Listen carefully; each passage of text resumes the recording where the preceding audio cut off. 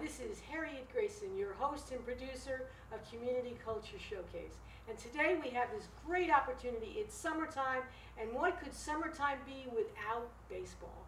And so I have today some players and a coach from the Mystic Schooners, which is a local baseball team. It's a group of college-eligible young men who are out there doing their very best to give you some fun and some great entertainment on some wonderful hot summer nights. And they play here in Groton at the local high school. And I have with me Dennis Long, who's going to talk about the great thing about baseball and about the Schooners in particular. Well, thank you. Yeah, it's we're in the middle of our season right now, as a matter of fact, and what we have are a bunch of college players who are looking to probably take their baseball a little bit further. Some really just want to enjoy the college baseball experience and live in a great area. Mystic's beautiful. But we always say they're kind of like on their internship. It's a chance to play baseball really for the love of the game, and they're not making any money. Okay. And they're living in this beautiful community, trying their hand, at baseball and playing in front of scouts and with the hopes of maybe getting a look or opening some scout's eye to say, hey, maybe we want to draft this player next spring. This would be for the following spring, 2016, right now. But it's a great thing. It's been something that has been in our community for 5 years. This is our 5th year now. My 4th year here with the team, and I've enjoyed it. I mean, I've always enjoyed baseball, playing baseball, and being involved with it. So it's been just a labor of love for me. And I think every year it's gotten a little more popular. I think the name, the Schooner name, has become a little bit more recognizable in the community. So yeah, we're happy with it. It's fun, and we got great guys. These guys are great guys. We have 2 of them here today, and we have 28 more. And so yeah, 28 more, and I think if I didn't mention anything right away about our host families, I'd be remiss, and I probably wouldn't be doing my job.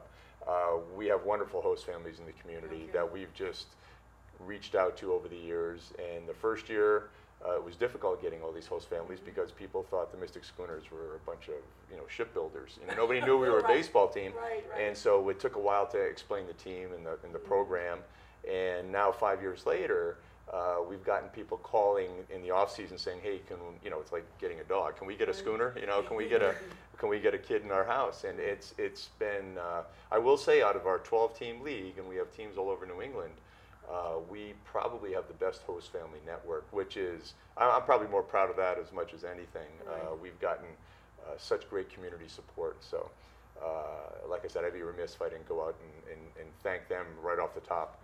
They've been great. And typically, what is it? People who have teenage kids at home? I would say that's probably the pretty much the standard. If you had to explain it, they're great role models for young baseball players, but just young kids in general. If you're not a baseball player, if you're looking to meet somebody who's been through high school, has been through college, and it's kind of like an exchange student. They speak baseball, so if you're a baseball family, it's even better, but you don't have to be a baseball family. I think you'll find that when people meet some of the guys on our team, they're a lot more than just baseball players. They're articulate, they have a lot of interests outside of baseball, and I think that's the part that's really appealed to the families, and the word of mouth spreads real fast that way. So they're like good role models for the kids. They really are. They really are. And in the community, we're involved with a lot of community charities, and we try to do as much, not just on the baseball field, but even reading programs at schools and at certain youth centers. So we try our best. It's a short season. It's only 8, maybe 9 weeks if we go all the way to the finals. So if we can reach out to some of these community groups. If we don't do it this year, we'll do it next year. We try to get as many as we can. Like doing baseball clinics and things like that. Yeah. But reading programs.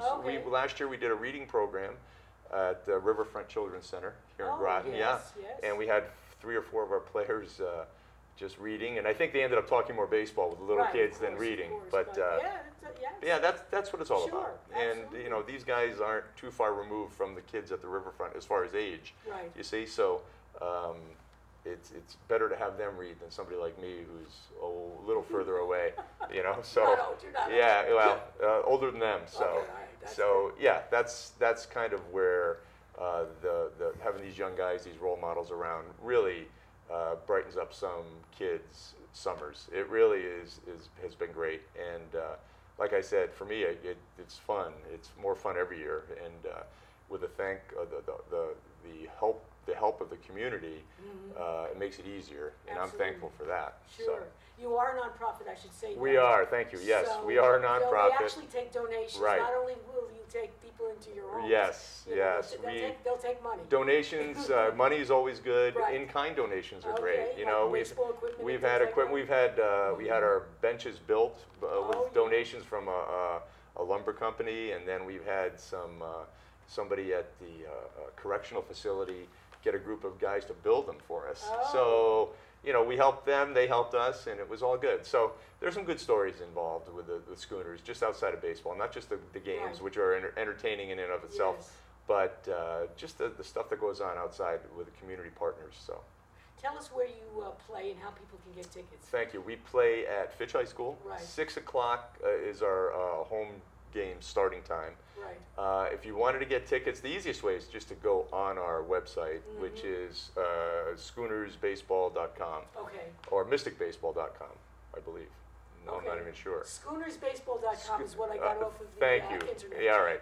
My email is mysticbaseball, I think. So it's schoonersbaseball.com. Thanks. Okay.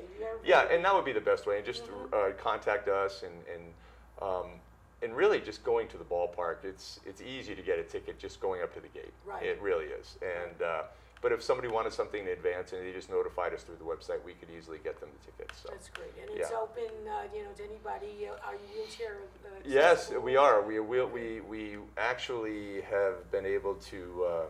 We have a golf cart that we transport. If it's a little bit of a longer walk for some of our fans, okay. we'll go out and shuttle them from the car to the stands, and we have wheelchair accessibility into our bleachers. Okay. So we try to cover all those So bases. young and old, everybody's welcome. Yeah. It really is the game to watch for all ages, I think. You know, Right. And then there's soda pop and there's, hot dogs and hamburgers. The typical ballpark concessions, we have it. And occasionally, if you look on social media, on the Schooners Facebook page, for instance, they'll have a notification of certain events.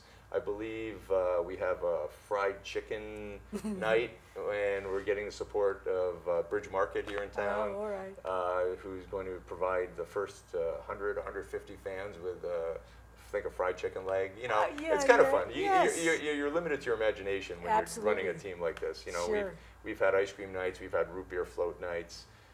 So we've had some of our local vendors, the truck vendor, food vendors, just come down and park their truck down there. And okay. last year we had one of the pizza trucks that made the rolling tomato, I believe it was. They came down, they ran out of pizza like by the 5th inning. Right. And they said, wow, this has been great. So that's a new thing we'll probably start doing, having a few nights where we have vendors come in, the meal trucks, so to speak. So. Right.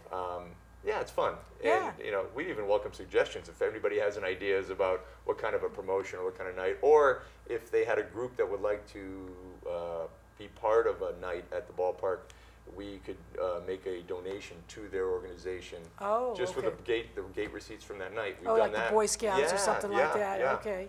We've All done right. a lot. We want people to come to the park, obviously, Right. but we want to be able to, at the same time, you know, help others in our community as well. And we'd like to make it a year-round proposition, not just 9 weeks of summer baseball. Right. So we spend the winters trying to be involved with local athletic programs, whether it's soccer, swimming, any basketball teams. We sponsor some teams in youth in some of the towns, some of the youth teams. So we try to make it a year-round proposition as far as our community outreach. Obviously, during the seasons when we have our biggest impact, because the players are here and we can send the players out, and the kids love that part. So, but like I said, it's more than just baseball. That's what I like to try to tell people. Sure. We're more than just baseball, Absolutely. and we love to be able to help, and we welcome any suggestions or any requests. can't promise we can hit them all or satisfy them all, but we'll do our best. Right, Yeah. and you always have this kind of stuff. I'm wearing Yes, a T-shirt thank here. you. Lovely T-shirt, Yeah. very nice colors, black and white with the sailboat. Of course, we're in Groton Mystic. It's sailboat weather, right? Yeah, it was a great logo. It was made the first year, and I think we actually spent a little bit of money to get a real professional artist to do that logo, and it's really stuck. I mean, that shirt actually is popular with some of the other players throughout the league. They love to get one to take home as a collector's item when they go back to school. Oh, yeah. very good. Yeah, very yeah. Good. So you're wearing a very Thumbs up, valuable right? piece of clothing. Yeah. Yes, thank you. So let's talk a little bit to the players. So Teddy, tell us a little bit about you. You know, where you go to school, how you got hooked up with the Mystic Schooners, which of those scouts you're looking for. So you tell us a little bit about the position that you play and that kind of stuff. Oh yeah, I'm from Houston, Texas. Go to school in Texas. It's Trinity University, and my coach set me up with this. We've had other players come here. Oh, okay. So it's like, if they do well, we get to come in, and we get to continue that legacy. Basically, if your player comes in, has a good character, good moral stand-up, and produces on the field, we're able to come back and able to come up to the fields and come up to this great area. That's And, great. What was the other question? So tell me, did you start with Little League? Is that how you started out? Oh yes, I started t-ball. My mom started throwing to me when I was like 3 years old. Just got me throwing, got me playing baseball, playing catch with her in the yard. You are a pitcher, right? Yes, ma'am. Yeah, okay. I came to college actually as a third baseman, and then coach put me on the mound, and I was successful there, so I stuck up there. And other guys would place third base. They're a little bit more athletic or a little more talented with the bat. So I think I ended up doing really well. I'm going to be a senior this year, so I've been able to play every year, which a lot of guys can't say. So I'm very, very happy with this. Do you have personal expectations that you want to make baseball, you know, like something that you're going to do for a living? Yes, I would love to play baseball for the rest of my life. I'd love to do something with baseball. If I go on, it's great. If I don't, I'll find a way to. Like coaching or something absolutely, like that? Absolutely. Maybe do what Dennis does. Come in, give lessons, or help out a team, a local team. But anything possible would be great. And are you actually from the Houston area? Is that that's where your family is from? Yes, ma'am. Okay, that's interesting. Well, we're a big baseball family. We had my oldest. I only have girls, but my oldest played until middle school. She played with the boys, Little League. So, yeah, I only have girls too. Yeah, I mean, you know. These are all my sons. Yeah, that's right. Yeah. And you get to choose them each year. There's a new crew. Then you get rid of them. Then you get a bunch more. Yeah, that's right. That's exactly what it is. Yeah, we have we were talking about this yesterday. We recently had the Major League Draft, where all of the college eligible players get drafted by Major League Baseball, and I believe we have 4 or 5 of our guys from Mystic Schooners. Wow. Yeah, a couple of guys from last year's team, and 1 or 2 guys from the year before. So yeah, we're proud of that. And the league's very proud of all of the players that get drafted, and we're hoping these guys here are going to be part of that. Part of that, right? Yeah. So do you call the scouts, or the scouts just show up? A little bit of both. Okay. You know, if we feel we have, I know personally I have a connection with some scouts, not a lot, but enough to say, hey, you might want to go watch this guy. And I think over the years I've developed enough of a rapport where they might say, okay, if Dennis is talking to me about this guy, he might become worth watching. So I've done that a few times. Most of the time they're calling me and saying, hey, what's up with this kid Turner, you know, from Texas, you know, tell me about him. And then we'll just share a few thoughts and about his character. You know, Dan the same way. Like, tell me about the kid, because sometimes there's a lot of money invested in these players, and there are a lot of good, talented athletes out there, and there are a lot of nice people out there, but there are fewer talented athletes who are nice people. You know what I mean? So yeah, they don't want to be in the news. No, they have to have the whole package, really, especially if you're going to get money thrown at you. You have to have the package. So I think we're part of the screening process off the field as much as on the field. I mean, the scouts can see the talent level for themselves, but they'll ask about the work ethic, their work habits, workout habits, and you know we've been honest with some people. Quite frankly, over the last 5 years, there have been a few that I wouldn't stake my reputation on saying, yeah, you need to take this kid. Right. I would say, look, he has some work to do, which is a nice way of saying, you know, maybe he's not ready for the draft. And I think the scouts respect that instead of me saying, oh, he's great, he's great, he's great. They like the fact that, you know, maybe this guy isn't ready for pro ball. And I think that's kind of the rapport that Phil Orby, our manager, is outstanding at evaluating talent. And he has more connections than I do, I think, with the scouts. So he and I chat about guys, and then he'll say, I'm going to call this so-and-so scout because he knows them very well. And we kind of put our name out there, our reputation for whatever that's worth, on the line. You know, our baseball reputation. Sure. So we want to be sure that we have good guys here. Yeah, if you said this guy's going to be great and he's going to work hard for you. Well, I think the biggest thing I can say is he won't disappoint you. That's what I try to say. You'll be happy you signed him. Right. You know, he'll make somebody look really smart out there when you take him. You know, that's the way I look at it. And so far I've been pretty fortunate to make a good call on pretty much everybody. You know, you'll be happy you took him. And most of the scouts say, yeah, we love the kid. We love this kid. So. And typically, where do they start out at when they get signed? Yeah, you know what? There's a rookie ball level. Two kind of levels of rookie ball, I guess you might say. The Connecticut Tigers are a rookie ball level team. Okay. They call it short season, where the season literally starts. It probably just started this week, actually. Most of the drafted players by the Detroit Tigers who are at Norwich will go to Norwich and play. If it were the Los Angeles Dodgers, I know they have an Arizona Summer League, which is a rookie ball, and they also have another rookie ball team that's in Ogden, Utah.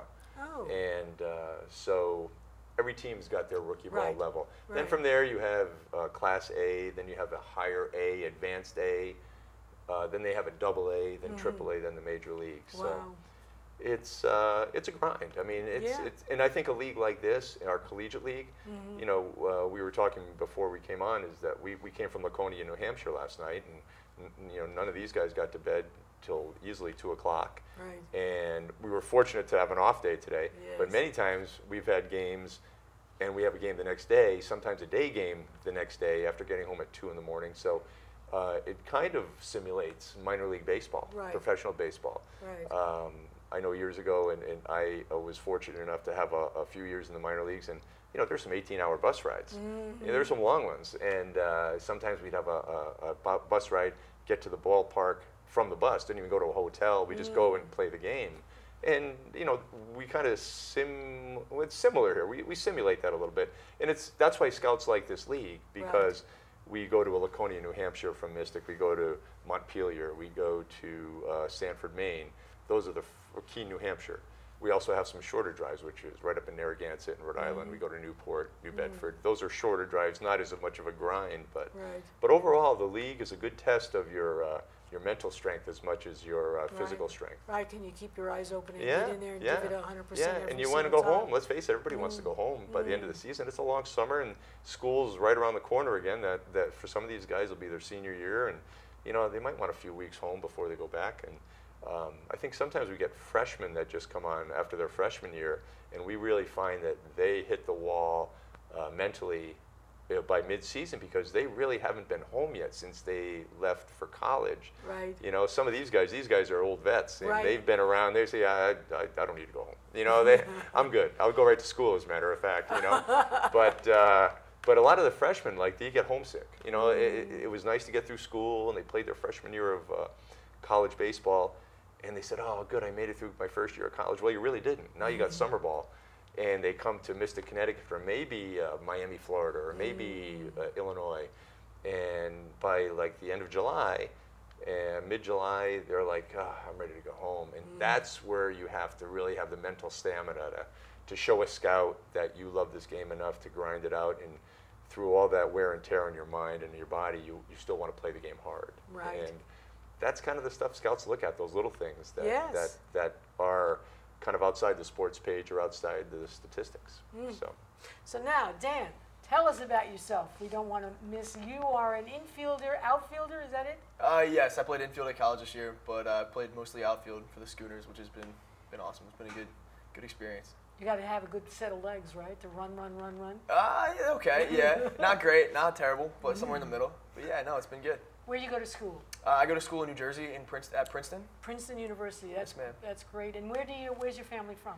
We're about an hour outside of Philadelphia, so it's like the Quakertown, Doylestown area. Oh yes, I know it. Yep. Yep. Mm-hmm. Okay. So born and raised there. And you want to play for the Phillies, right? Yeah, I mean, honestly, whoever's willing to take me, I would love to go play professionally for whoever. But if I had my choice, it'd be for the Phillies. Yes. Well, the Red Sox need some new players, right? Hey, if the Red Sox want me, I'll be there in a heartbeat.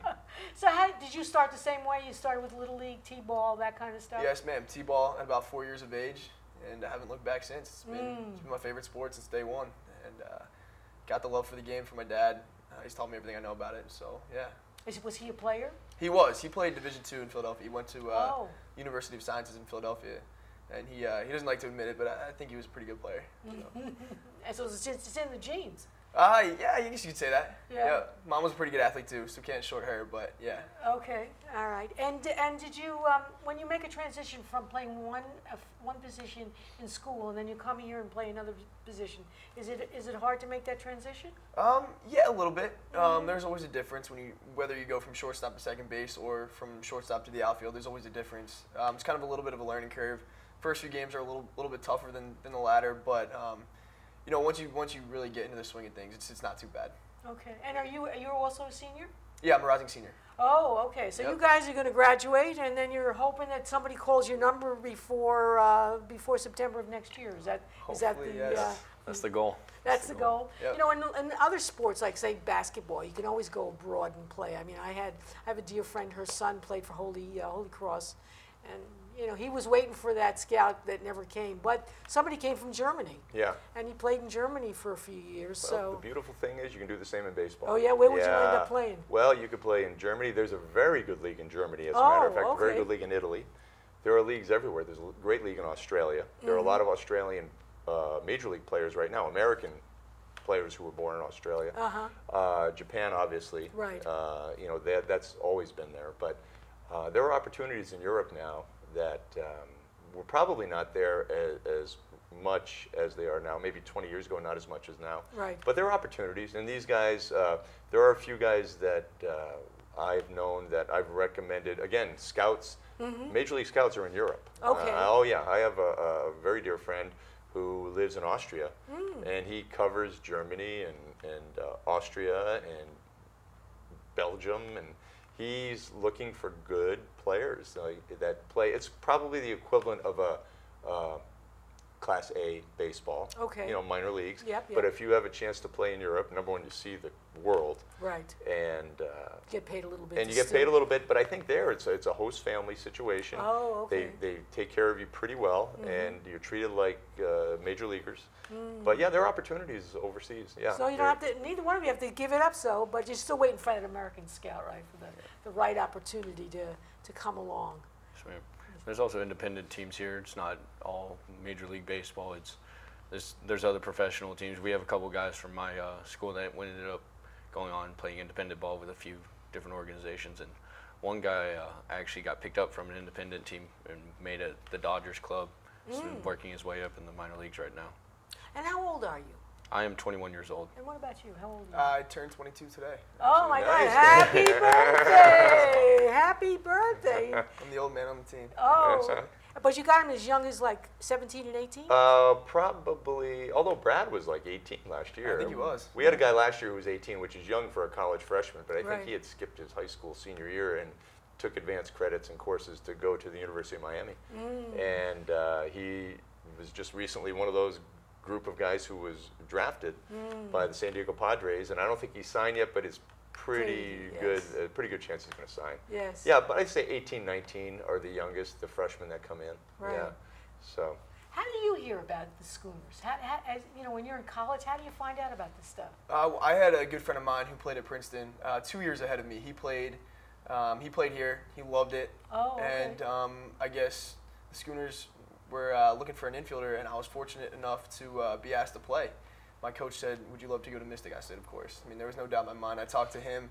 I talked to my coach. I talked to my friend, and I mean, after speaking with them, there was no doubt I wanted to come here. Said it was the greatest summer they've had. What is your friend doing now? Is he playing baseball? He was one of the ones that Coach Long was talking about. Oh. Yeah, he was, I guess, signed as an outfielder, but he played both infield and outfield at Princeton. And he got drafted, I think, in the 17th round 2 years ago, so in 2014. And he's still playing. Wow. Who's he play for? He's in the Washington Nationals organization. Oh. Just got promoted. He got promoted, I think, A yesterday. couple days ago, yeah. Oh. He went to that advanced level of Class A, so yeah, you just play. You just play for the chance. That's right, it. Yeah. right. Just hoping for somebody to Yeah. catch your eye and then to be something missing so that the team Right. needs a pitchers are come and go, unfortunately. Yeah. Things happen. So Yeah. have you ever had any injuries? Nothing too serious. But I mean, you play long enough, you're going to get banged up here and there. So you get the tendonitis in the arm or in the wrist and in the legs, whatever it might be. Nothing too serious to keep you out. But I mean, yeah, everybody deals with it a little bit. Personally, I've been lucky enough to kind of avoid the season ending or sometimes career ending injury. But yeah, you deal with the bruises here and there, but nothing too bad. That's great. And you haven't got any pitcher elbow problems and shoulder injuries? Not yet, thankfully. But every now and then it's just like Dan said, we go down like maybe a week, maybe a couple games, just be like, hey, I'm a little banged up, need a little rest. And coaches do a great job letting us relax, getting us back in the groove, letting us heal. Because we have a lot of guys, they need playing time, we need everyone to contribute. And those off days are crucial for pitchers and position players alike, because we just need to gain that rest, get our legs back underneath us, get our arms ready. And so it's really nice having everybody able to be ready to go at any given moment. And you told me you have 28, did you say? 30 total. Yeah. 30 total players. Yeah, we have 16 pitchers, 14 position players. It might be 17 pitchers and 13 now, but 17 pitchers sounds like a lot, and it really is. Yeah. But an old coach told me, who's been involved with this summer program, he said, these guys are like library books. You got to return them like you got them. So we don't try to do a lot with them. I really tell these guys, especially the pitchers, because You're the pitching coach, yes. And so Teddy and all the other pitchers, I say, look, I really just want to watch you guys play and enjoy watching you. If you want to ask me questions, I'll be happy to give you my opinion, my thoughts. We're not here to try to change a lot unless you feel like you need to change something. It's just to get some experience against quality hitters, get the experience of traveling, seeing a different part of the country, but really playing a higher level of competition. But yeah, we want to make sure they're okay. We try to divide up at bats for guys like Dan, innings pitched for guys like Teddy, evenly as possible. Don't get me wrong. If Dan's on a hot streak, he's going to stay in the lineup and get a few extra at bats. And if Teddy's pitching really well, we're going to make sure he gets in and stays on a little bit of a hot streak. But there's that fine line, and really, like I say, really by Labor Day, who really is going to remember what was going on in the summer? The guys will. They'll remember the experiences. But when they go back to college, I just want them to feel like, wow, I really had a great experience. My statistics may not have shown it, but I remember that one game I pitched. Boy, I got that good guy. That hitter was really tough, but I got him out under pressure. You remember that, and you take that with you, and that builds the character that every baseball player needs. I can do this. Or Dan, for instance, Dan's probably, not to blow his horn for him, but he's his second year here, very experienced, very clutch hitter, has performed under pressure for us. But those are the things scouts look at, not what his batting average is or how many doubles he has, or they just say, well, this guy can really hit under pressure. Those are the things scouts like. Teddy, the same thing. We put him in pressure situations, and he performs, and he comes through. And he may have a game where it doesn't work, and his statistics may just be skewed to the negative. But the scouts are going to remember those 3 or 4 times he just really came in and did the job under pressure. That's what we're playing. That's what these guys play for. We try to put them. Everybody deserves a chance to be a hero in this game. And we try to give everybody a chance to be a hero. And I think if we can do that, we've done our jobs as coaches and general managers, giving them a chance to shine at least once during the summer. There's no guarantee you can do it every day. That's why you play the game every day, because you're always looking for that possibility of the next good game. So typically, how many innings is Teddy pitch? Teddy's a reliever, so I think we gauge him more on appearances. how many games have you been in so far? 6 or 7. 6 games. How many innings? Like 6 or 7? 6 or 7. Yeah, he'll pitch an inning at a time. Okay. We have a pitcher last night, Mike Concato from Dartmouth. He pitched 6 innings. Wow. So he's a starter. He's going to get more innings. He's probably had his 4th or 5th start, so he's got upwards of 30 innings already, but only 5 appearances. Teddy's already got 6 appearances, so he's been put in 6 pressure situations at the end of a game. Right. And Mike's been asked to be more of a workhorse, get us to the end of the game, get us to Teddy. So Mike's job is to keep the team close, get to Teddy, and Teddy's going to finish it for us. So that's great. yeah, that's kind of how it goes. It's we don't want to hurt anybody. We're not here to we love to see them play. We're not here to extend anybody physically. We want them to be healthy and better when they go back to college. Right. Yeah. Right. Do you play any sports beside baseball in school? Not at school. I No. don't. I played soccer in high school. Actually, I started soccer before I started baseball growing up, but not much of a runner. Don't like to run long distances. So that's why I stuck with baseball. But yeah, I played soccer in high school, but as soon as I got to college, I stopped. Okay. So typically someone like you who only plays this one sport, what do you do in the wintertime? It's pretty much you just train. Okay. You do a lot of lifting, a lot of speed and agility. I'm just getting ready for the season, gearing up for, like Dennis said, it's a very long season. Not only the college season, but the summer season as well.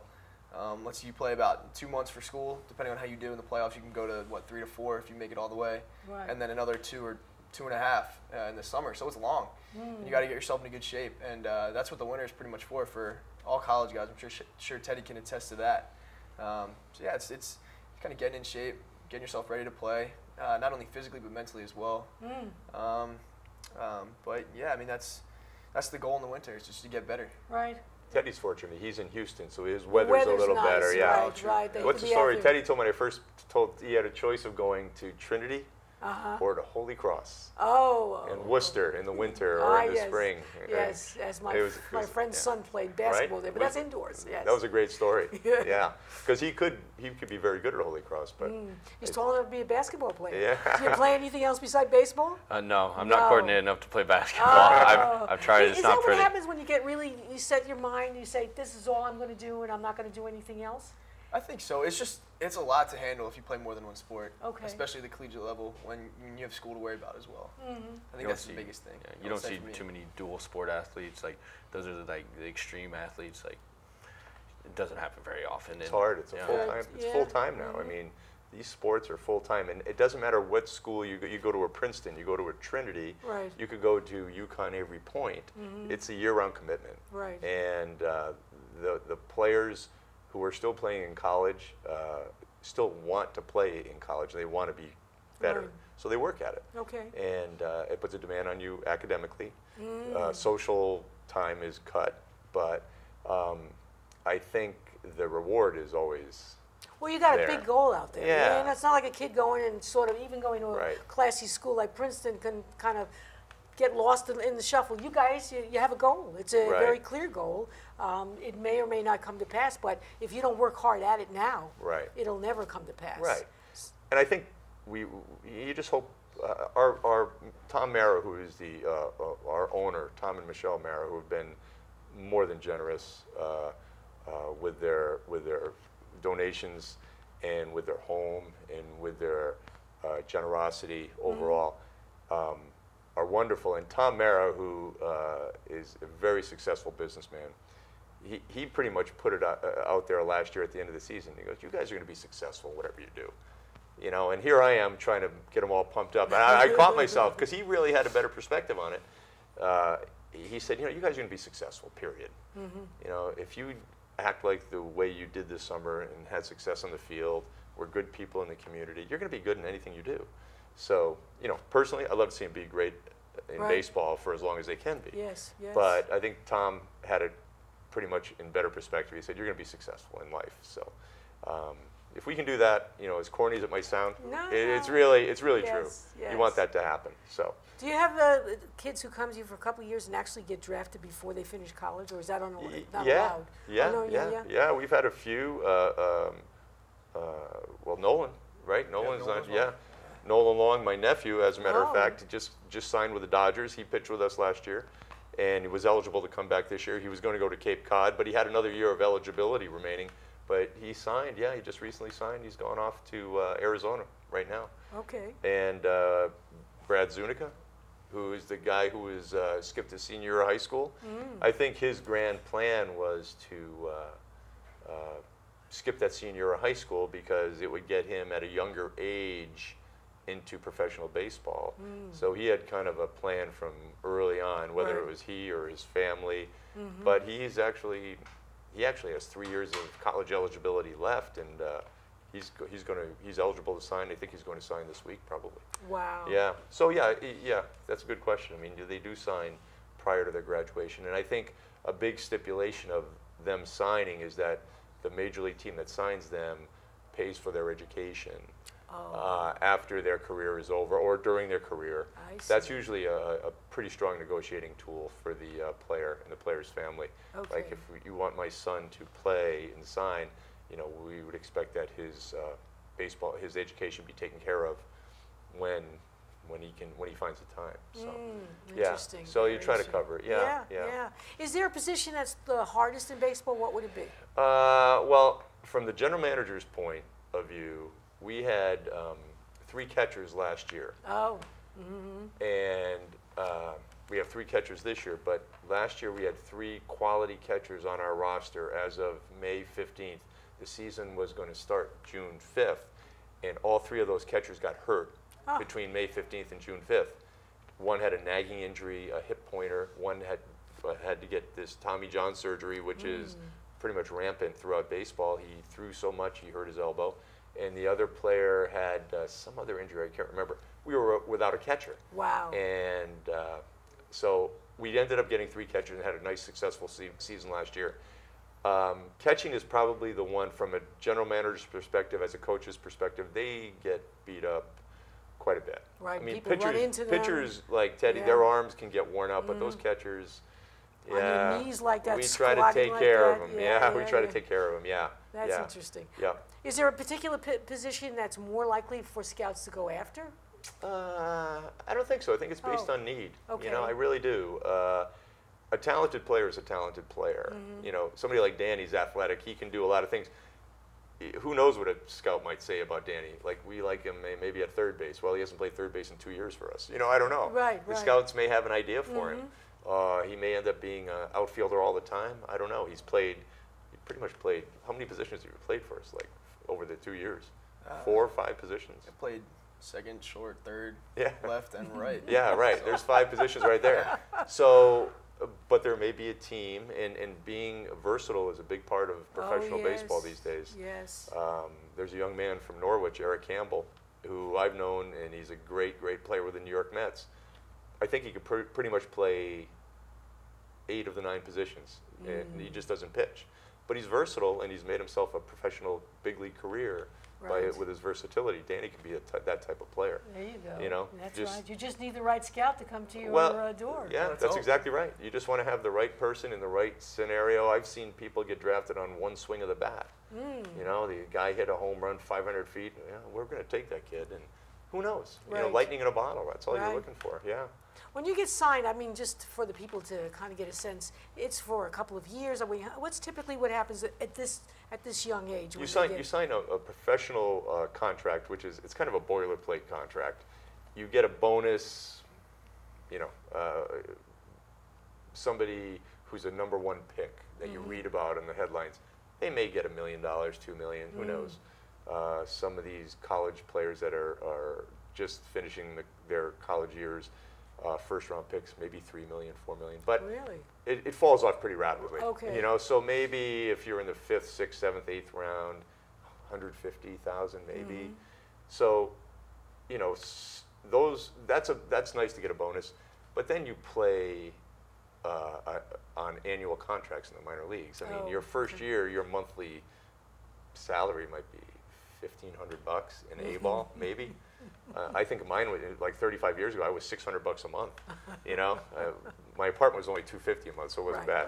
Right. But it's only, and you get paid for 5 months of the year. That's it. That's it.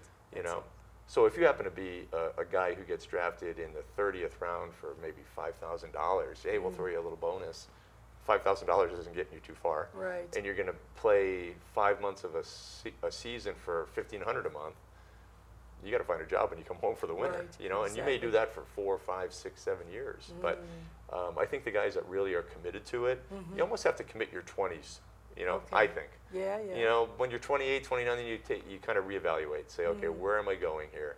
Have I seen forward progress? That's my opinion. You know, Right. you have to commit your 20s to professional baseball if you really want to try. Right. You know, sometimes teams will end it for you, but you know, you there's always everybody writes their own story. You know, you can, just because you get released by a team doesn't mean another team might not like you. So you have to kind of be proactive and speak for yourself, be loyal to yourself, I guess. Right.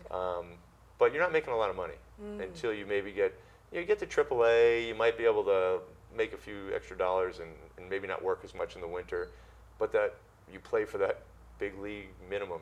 I think it's almost 500 grand, right? Something like that, 500,000. It's got to be close. Yeah.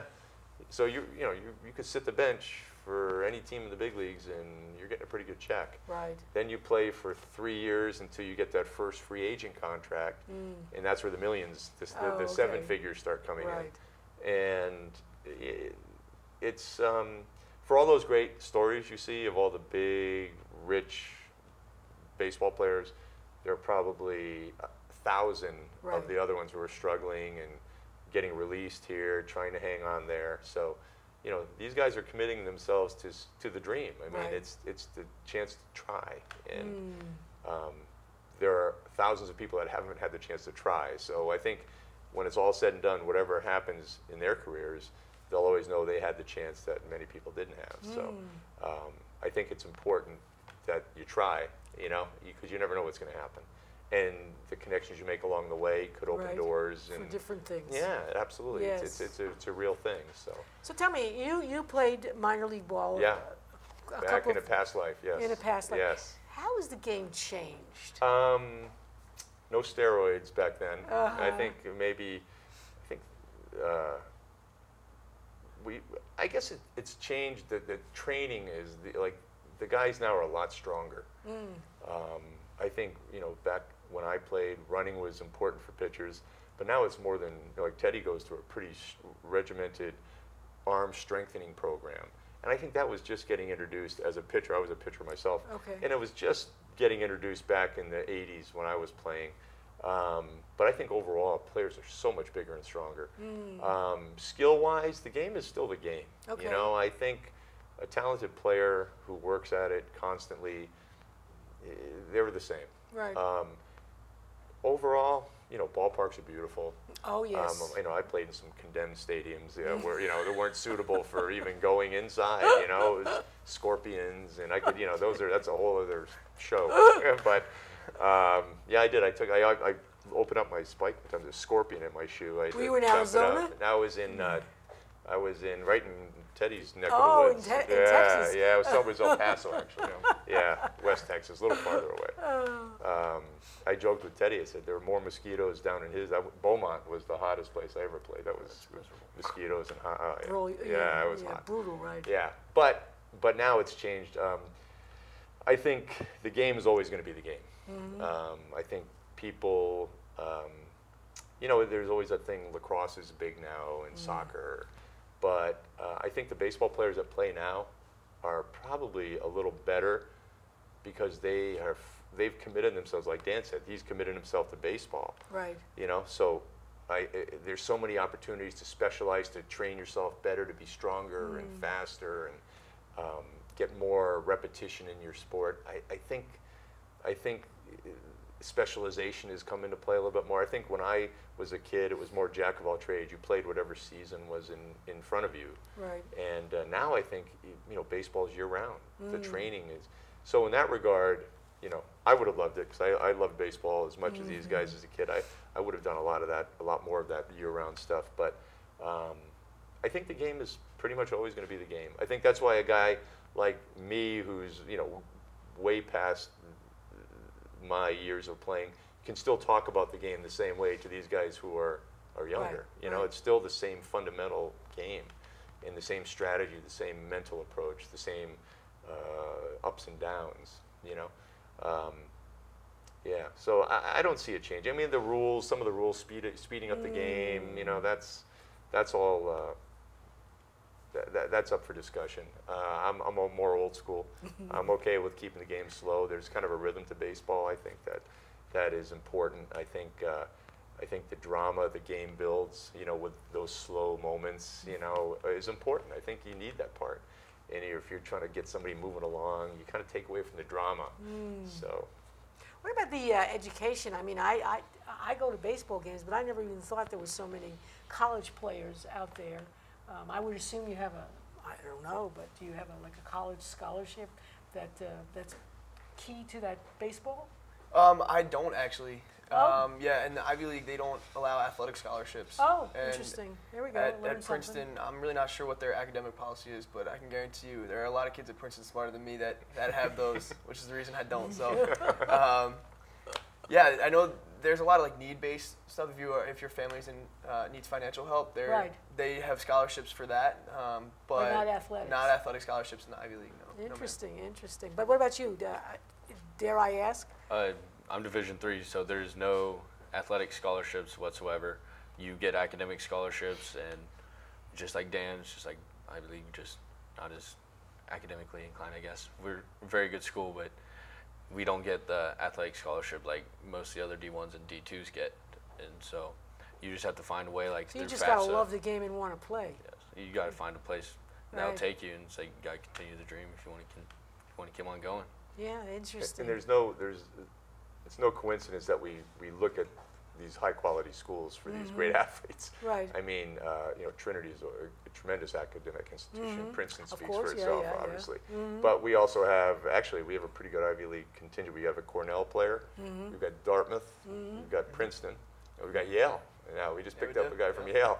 So we're pretty good with the Ivy League side. Oh, interesting. But, you know, if you're it's part of the whole package. You know, you want those quality kids in our community. That's what we look for. Well, because parents are taking these kids in, strange kids, on your okay that says they're not going to steal, they're going to be that's good, part of they're it. not going to drink. That's part of it. And just the brand that we're trying to bring across to our community is it's quality baseball played by quality people in a quality town. Right. And that's kind of, we believe in that, and that's why we screen it. We screen them pretty well. I mean, we talk to coaches. Dan's coach, I played against Coach Bradley back in my days. Yeah, so I knew that's kind of was the beginning of the connection with Princeton. I reached out before Alec was there, and it was just good to connect with him again. And you know, it was just. Once you make that connection, they'll always look to try to send you good guys, you know, because they know they'll be taken care of up here. Right. And we've built up our reputation, and it creates these relationships with all these great institutions that we don't want to lose that. Right. And it's always nice. Trinity University hasn't supplied us with a player that since I've been here. Our league has had players, but we knew it was a great baseball team, great academic institution. Right. So we said, let's try it. And it's always good to get guys from, you know, Other outside places. of New England. Sure, Yeah, of course, yeah. of course, of Right. course. So. And do the coaches from all over the country contact you and tell you? Yeah, They the do. phone it's always off the hook. Even up till opening day. Wow. Players call, fathers call, mothers call, coaches call. Right. We usually listen to the coaches. The coaches Yes. are the ones we trust, and we ask that, you know, what do you need for them to improve upon? What can we do? What are their limitations on the field as in innings pitched or at bats? Or if you're trying to get somebody to play a different position for next season, they'll ask us, can you give him a chance to play, you know, third base? He hasn't played. We see him as a third baseman. You know, we try to work with colleges. We try to be a partner with them. So. But is your season longer than the actual typical college season? Probably not, Oh, right? okay. They start early with practice for about 6 to 7 weeks. All right. Then about an 8-week, 9-week season. We just get here. They get here 1 day of practice, and we're playing. Oh, okay. Yeah, it's pretty condensed. Okay, assuming because they've spent all that time at college already Right, practicing, right, getting ready, and right. doing a whole season already. Right, and that's where we get into that mental stamina. Like July is a grind because they started playing. Most of you guys late January maybe, or or February you started? You start February 1. February 1. Yep. Wow. So February 1, Dan's been playing baseball. How about you guys? Same It's thing? February. February. So they've In been the playing. snow? We have indoor facilities. Oh, luckily Yeah. enough, yeah. oh. Yeah. Yep. But they're playing, you know. Yeah, so yeah. this is where now you get into the long, hot summer days, and the end of the summer's near, and it can wear on them. So our goal is to keep them fresh mentally and physically, but that's part of the whole idea of making sure we have that type of a kid who can gut it out, I guess. Not that it's, if this is the worst thing you have to gut out in your life, it's not a bad life. Yes. But as far as baseball goes, if they can withstand the grind of playing every day.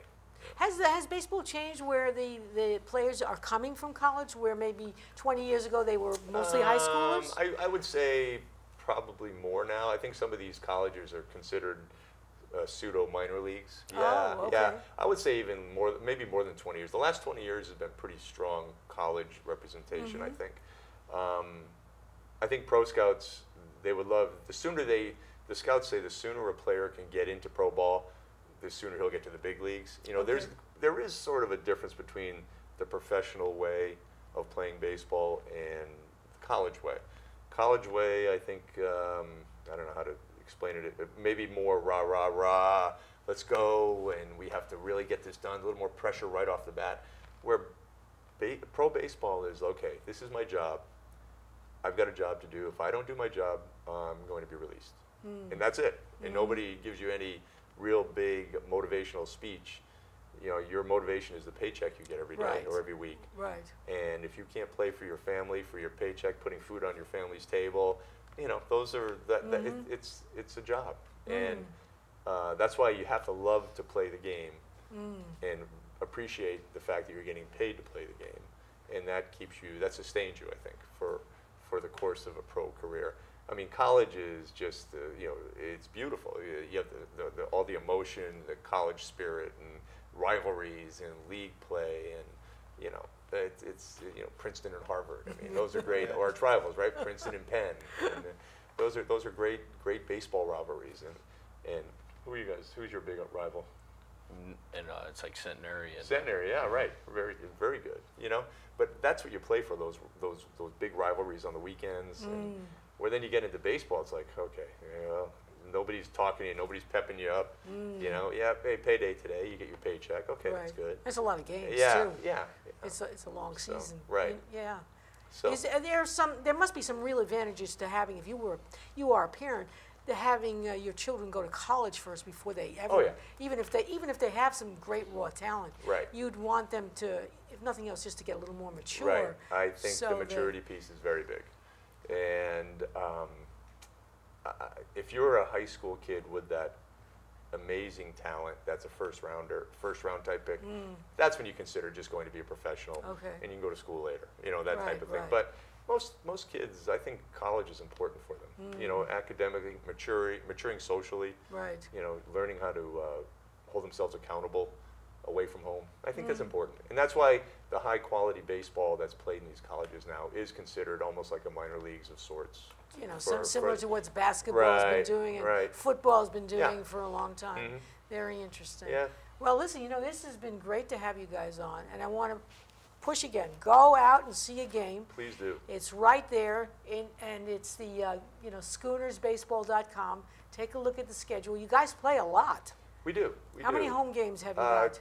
We have 21 home games. We had quite a few right off the bat, so we probably still have about 10 or 12 left. Okay. Yeah, and even some of our away games are nearby, right in Rhode Island, right in Narragansett, Wakefield, and Newport. Right.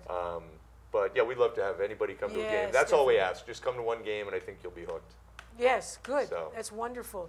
And we want to wish you all very good successes in your baseball career, your college baseball careers, and your dreams come true. Perhaps you'll find some scout will be there, handing your father or mother, this piece of paper offering you the dream of a lifetime, right? They need a lot of pitchers. I tell you, they're always good, looking Harriet. for. You can be a scout. Yeah. Can you stand up and can you continue to do this? That's exactly right. Right. So I'm really very glad to have you come on here. And again, it's a wonderful summer sport. Here it is, the Mystic Schooners, right? There they are. plays in Groton High School. I mean, it's convenient to everyone. There's parking. It's a great family entertainment. You can get the hot dogs and the hamburgers and the soft drinks, and bring everybody. It's wheelchair accessible, so we want everybody to come out and enjoy baseball. Not enough people love baseball, and I would like to encourage it. I had only daughters, and I had one kid who really loved to play baseball. So it's a great sport, and so I want to encourage you to get out there to Mystic, to Groton High School, and see these boys play. I also want to put a little plug in, because we had, as a former past guest, I had the New London Community Orchestra. And I am a great proponent of music, as well as baseball, in school. And parents have been writing into the orchestra and saying, if it hadn't been for the orchestra, not only would my kid not know how to play an instrument, but my kid's whole life would be different. I mean, I think of sports and music as similar in the sense it takes dedication. It takes practice. You have to practice to get very good at what you do. It takes some talent, but talent without structure and practice doesn't make for anyone doing well anywhere in life. So you can go back and look at our old interviews. And so one big plug out there for the New London Community Orchestra, and hoping they're continue to do the great things they do, providing free lessons for kids in some rough school districts here in Connecticut. So again, I want to thank my baseball boys for coming, the Boys of Summer. Thank you. And I wish you well and great success. And so this is Harriet Grayson, who is your host and producer for Community Culture Showcase. I want you to have a wonderful summer. Don't forget baseball. Go to an orchestra now and then. They're dying for audience members, and get your kid to play the violin. So have a wonderful summer, and thank you, and come back and see us again.